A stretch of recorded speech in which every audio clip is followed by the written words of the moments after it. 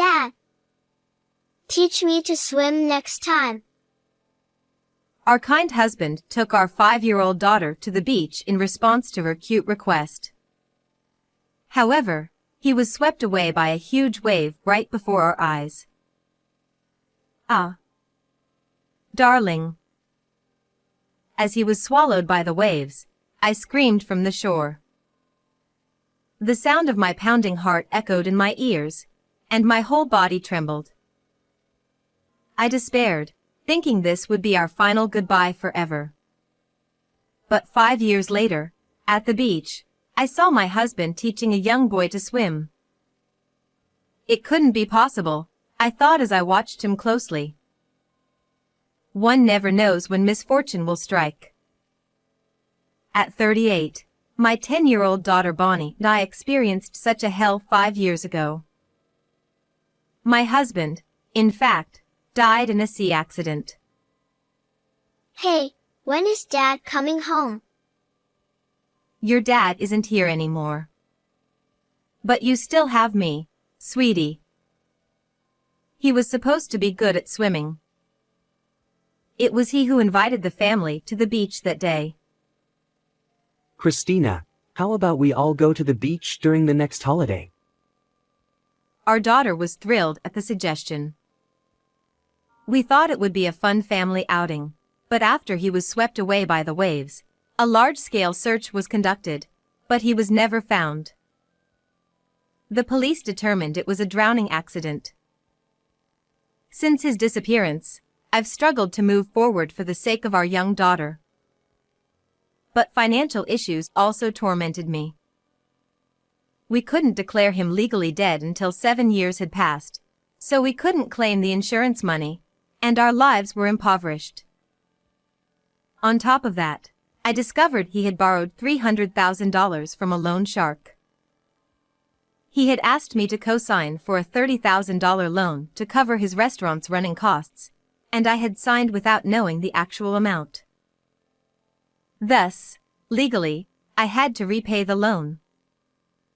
I should have been more careful, but trusting him completely was my fault too. But I'm sure Carmen intended to work hard to repay it. I resolved to repay the debt by working myself. Determined, I sold everything in the restaurant he managed: buildings, land, cooking equipment, but even then, $30,000 of debt remained. For a single mother, this was a huge amount. To repay it, I worked as a supermarket employee during the day and at a convenience store at night. The relentless work schedule brought me to tears, but I couldn't afford to complain. My family wasn't wealthy enough to help, but they looked after Bonnie at night after I picked her up from daycare. We only spent a few hours together in the evenings. Bonnie, behave until Mommy comes to get you, okay? No. I want to be with you, Mommy. I'm sorry. It broke my heart to hear my 5-year-old's pleas, but I had no other option. Even the educational insurance I took out when she was born had to be canceled to cover living expenses. Working from morning till night and making my daughter lonely was hard, but as she grew older, she began to understand our situation in her way. Bonnie started helping with household chores to lighten my burden. Mommy, I made an omelet. Try it. Thank you. I will. Wow, it's the best omelet I've ever had. Despite being in 3rd grade, her consideration made me incredibly happy. The sweet and salty taste of that omelet, eaten with tears streaming down my face, is unforgettable. 5 years passed, and finally, I repaid the debt. My daughter, now 10, slowly regained her vitality. On a day when we could feel the peace of a stable life, Bonnie timidly asked me for something. Mom, my friend went to the beach to play. I want to go with you too. Sure. We haven't gone in a long time. Let's go next holiday. Yay! Thanks, Mom. I decided to take her to a nearby beach after a long time. I had no idea we would encounter such a scene. On the promised day, we were enjoying our time at the beach when I saw a happy family playing together. A man was teaching a little boy to swim with a young woman in a swimsuit, looking very happy. We were like that 5 years ago. So nostalgic. I was lost in memories, but then I heard a familiar voice. Hey, Daddy's going to swim out to the deeper water now. I looked at him again, stunned. He looked just like my husband, though he was much fatter than I remembered, and his hairstyle seemed different. Wait. Is that Carmen? It can't be. No, it's not. As the saying goes, there are many lookalikes in the world, but I secretly watched him through my sunglasses. Then I noticed something significant, a large scar on his mouth. Carmen had told me he got it from a fall when he was young. With this and other similarities, I couldn't help but believe it was him. Have you been alive? What's going on? My heart was a mix of shock, agitation, and strong anger. Had he been deceiving us all this time? Unable to stand it, I approached the woman and the 4-year-old boy who were with him. Watching Carmen swim out to deeper water, I spoke to her. Your child is adorable. Your husband seems kind too. Thank you. Is that your daughter? My daughter, a natural leader, quickly started playing with the boy, Henry. I envy your happiness a little. Actually, I lost my husband to the waves near here 5 years ago. What? Really? Though it was our first meeting, the woman named Janet was quite shocked by my story. She then shared her situation with me. I see. So maybe, piecing together her story, I could predict Carmen's actions, but I didn't reveal the truth to her yet, thinking I needed more proof. However, my anger toward my husband wouldn't subside, and my clenched fists trembled. Just then, Carmen returned from swimming. Huh? Why? Seeing Janet and me together, he looked as if he'd been hit by a brick. Bonnie was nearby, but engrossed in playing with sand, she didn't recognize her drastically changed father. I made a friend. Her daughter played with Henry. I see. Thank you for that.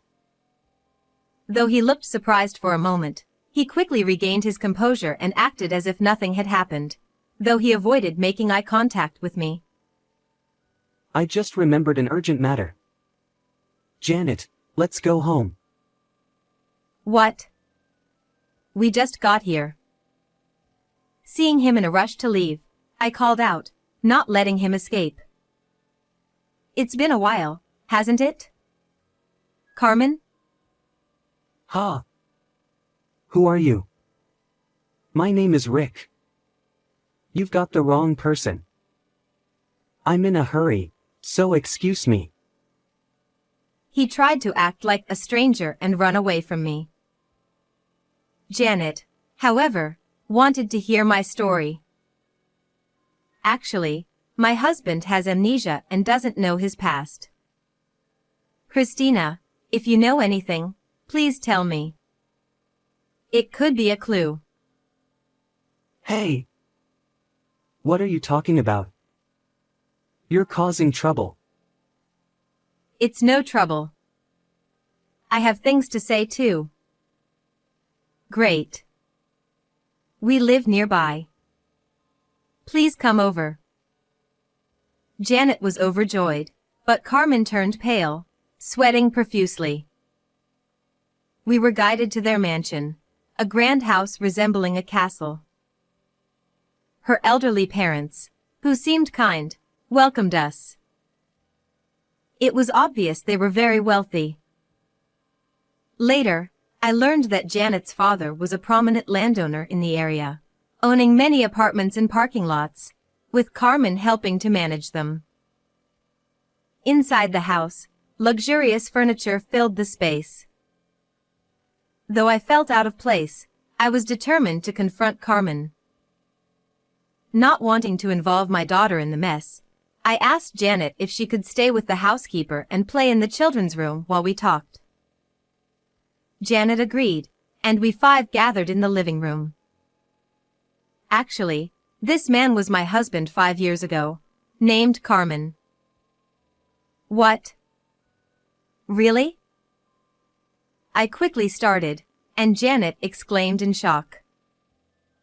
I told them everything, that he was married, disappeared in the waves 5 years ago, and the hardships my daughter and I faced repaying his debts. Though they were shocked, the most flustered was Carmen. That's a lie. It's not true. Really?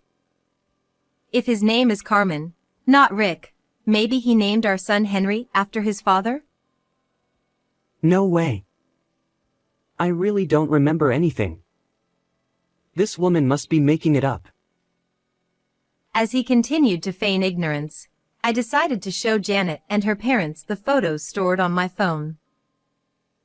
There were numerous pictures from our wedding and of us living together as a family after our beloved daughter was born. That's not me. Look closely.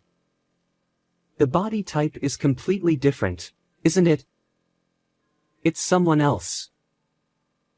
However, No, he may be heavier now, but he looks exactly like he did 5 years ago. and look at the scar near his mouth. It's definitely you. Hearing this, Carmen got flustered and began speaking rapidly. No, it's not me. The scar on the mouth is just a coincidence. Besides, Bonnie didn't recognize me as her father, did she? The room fell silent at his words. He smirked, thinking he had one, unaware that he had just dug his own grave. I never mentioned our daughter's name. If you had amnesia, how did you know her name is Bonnie? That's right. I never told you either. Guessing it is strange. Janet's parents chimed in. Let's do a DNA test to settle this. Realizing he could no longer make excuses, Carmen started trembling and collapsed to his knees. So, you've been deceiving us too. We thought it was a miracle you came to us, but it wasn't, was it? Having heard Janet's story at the beach, I had some idea, but this confirmed everything. According to her, she met my husband when she was in trouble. She had gotten lost in a bar district after a friend's wedding reception. At that time, a group of strange men approached her, and she couldn't escape. Carmen appeared and Don't talk to my friend. he ran with her to a crowded station. He wouldn't give her his name or contact information, so Janet gave him a note with her phone number and address. Though he took the note, he left without a word. Half a year later, he showed up at her home, drenched. I don't know who I am. I've lost my memory. Please help me. Feeling sympathy for his situation, Janet and her parents grew close to Carmen, and eventually, a child was born. However, since his background was unknown, they hadn't legally married, nor had Henry recognized him. I fell in love with Janet at first sight. How could I tell her I was married and had a child? And I was in debt, too. It's not just that, is it? You were careless at work, your company was going under, and your debts kept growing. You wanted to disappear and leave everything to me. From the restaurant employees, I learned he had pretended to work hard while delegating everything to part-timers, all the while increasing his gambling debts. It wasn't like that. I was simply drawn to her. Oh really?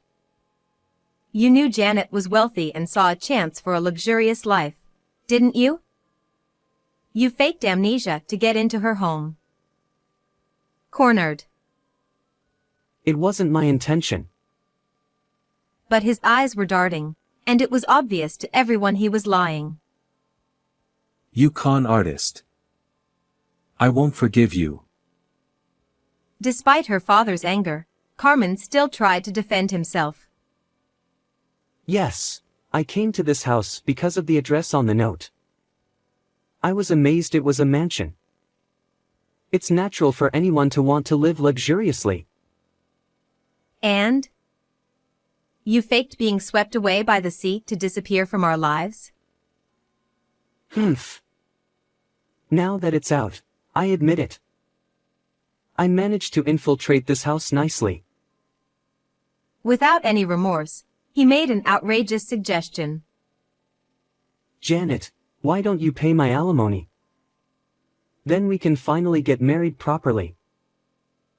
Enraged by his selfishness, Janet's face turned red, her eyes wide with fury as she glared at him. Are you joking? I'm definitely divorcing you, you liar. I'll demand alimony and child support. Her parents were equally furious.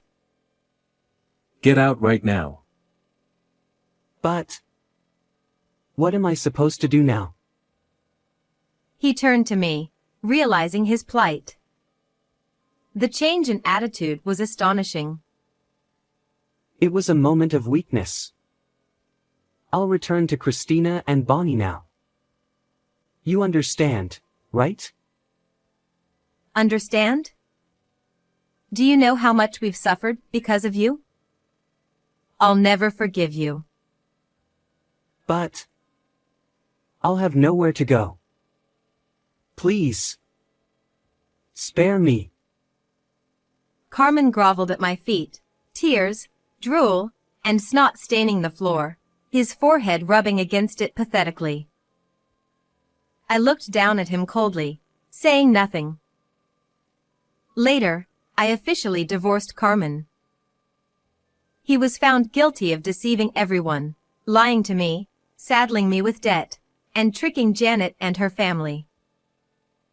I sued him for $300,000 in damages, $30,000 in alimony, and $150,000 in child support. Janet also demanded alimony and child support from him. Even after his release, he would face a life of penance, but it was all his own doing. On the other hand, I felt refreshed and spent my days happily with my daughter. Although Janet offered to pay alimony for the infidelity, I refused. She was also a victim of Carmen. Our children, technically half-siblings, were innocent. We agreed to let them meet if they wanted. I hadn't told Bonnie about her father yet. She probably remembers him as a kind dad who taught her to swim. One day, when she's older, I'll tell her everything. Until then, I decided to live brightly and confidently for my daughter's sake. How did you like today's story? Don't forget to subscribe to the channel. See you in the next video.